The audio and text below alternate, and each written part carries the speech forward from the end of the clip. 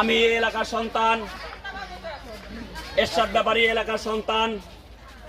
আমরা জন্মলগ্ন সরকারে বাংলাদেশ জাতীয়তাবাদী দলের সাথে আমরা কিভাবে আসছিলাম এই দেশের জনগণ জানে।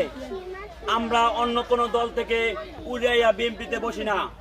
আমরা এই মাটির সন্তান, এই এলাকার সন্তান, এই দেশে আমাদের বাড়ি।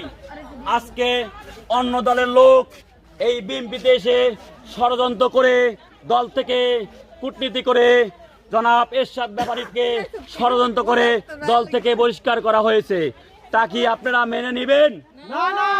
যদি মেনে না নেন, আজকে হিজলা মেহেদীগঞ্জ মা মাটি গণমানুষের নেতা জনাব রাজীব হাসান ভাই আমাদের মাঝে উপস্থিত হবেন।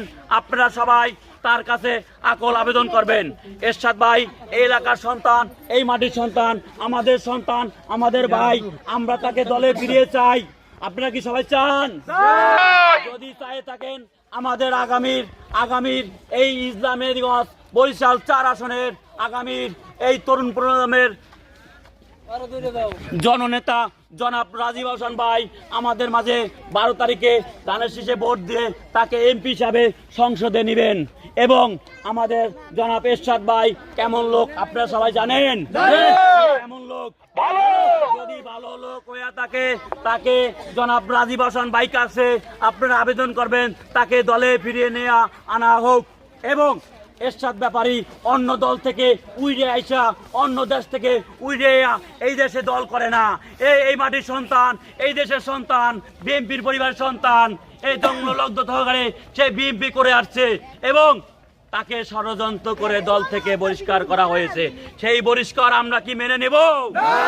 যদি মেনে না নেন, আপনারা সবাই জনাব জননেতা রাজীব হাসান ভাই আমাদের মাঝে কিছুক্ষণের ভিতরে অপেক্ষা করবেন। আপনারা সে আসবে, তাকে বলবেন যে আমরা জনাব এরশাদ ভাইকে দলে ফিরিয়ে আনার জন্য আমরা হাইব্রিড না, আমরা এই দেশের সন্তান। আমরা জন্ম থেকে বিএনপি করে আসছি। আমরা অন্য দলের চাল খাই না লোক না, আমরা চাল বিক্রি করে খাই না। এই দেশের সন্তান আমরা। এরশাদ ব্যাপারী কাউর চাউলে বিক্রিত হয় না, কাউর কাছে টাকায় বিক্রি হয় না। এরশাদ ব্যাপারী দলে ফিরিয়ে নেওয়া হোক। আপনারা কি চান? আমরা জনাব রাজীব হাসান ভাইকে বলতে চাই, আমাদের এই দেশের সন্তান এরশাদ ভাই তাকে দলে ফিরিয়ে নেওয়া হোক। আমরা যদি চাই তাহলে কি চাবেন? আমাদের মাঝে কিছুক্ষণের মধ্যে অপেক্ষা করবে।